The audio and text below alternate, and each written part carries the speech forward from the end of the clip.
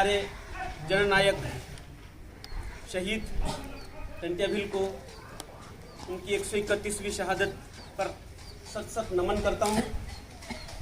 और इस प्रांगण में पधारे सभी साथियों, हमारी जो कोरोना योद्धा की टीम है और हमारे एक सेवानिवृत्त साथी फौजी भाई, हमारे भतीजे ही हैं, राजन सिंह चौहान, इन आप सभी का इस प्रांगण में इस मौके पर पुण्य समय में आपका हार्दिक अभिनंदन, स्वागत।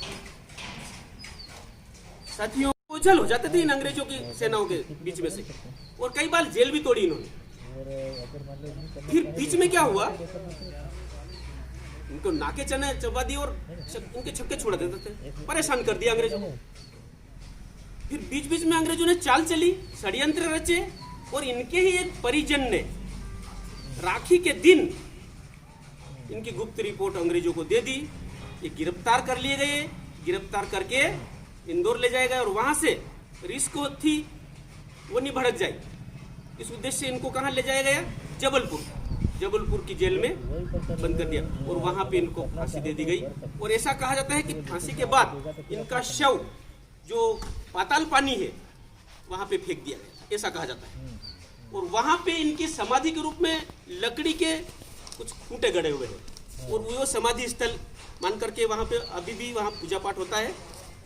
भगवान माना जाता है इनको हमारे समाज के लोगों द्वारा, और किसी समाज विशेष के लिए नहीं, चूंकि अंग्रेजों के विरुद्ध लड़े। 1857 की क्रांति भी उस दौरान रही है, उसमें भी तात्या तोपे लक्ष्मीबाई से भी प्रेरित रहे हैं, और खुद तो वैसे ही क्रांतिकारी विचारधारा थी। और इसके बाद वहां पे इनको फेंक दिया गया था, ऐसा कहते हैं, और वहां समाधि स्थल है। आज भी वहां ऐसा कहा जाता है कि ट्रेनें रुकती है, लेकिन वो ब्रेक भी चेक होते हैं, वो जो भी बात हो, लेकिन वहाँ ट्रेन रोक के अगरबत्ती, आज इनकी समाधि में पाताल पानी में जरूर अगरबत्ती जलाई जाती है। तो आज हम इस उपलक्ष्य में पुनः श्रद्धा सुमन अर्पित करते हुए शत शत नमन करते हैं। खंडवा में पंधाना तहसील में छोटे से ग्रामीण क्षेत्र में 1842 में जन्म हुआ, और उन्होंने हमेशा देश और अपने समाज के प्रति, अपने देश की जनता के लिए हमेशा उन्होंने संघर्ष किया।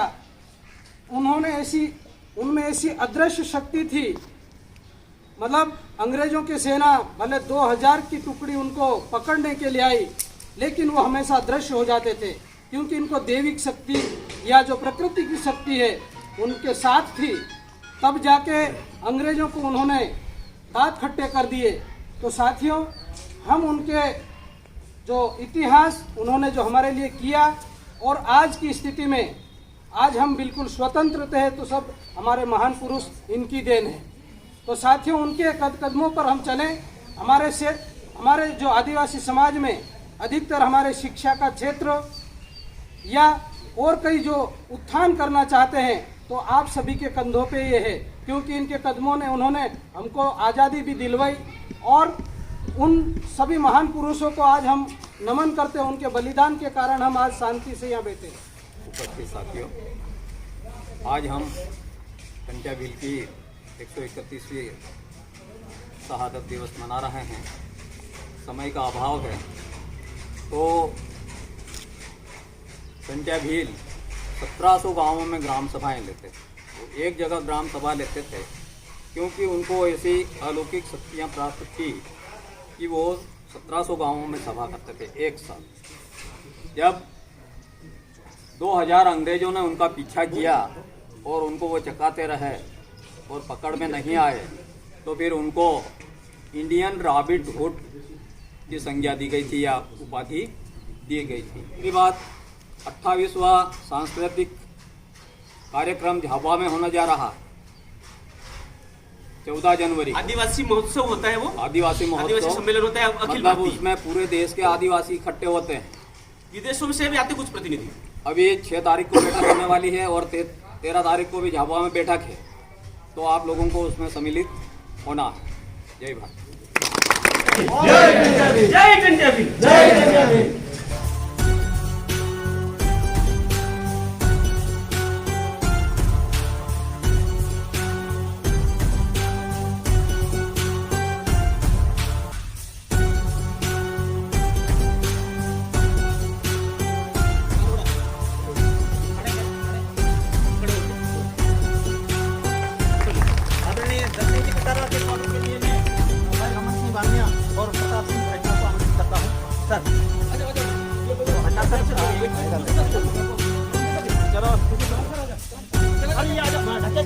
के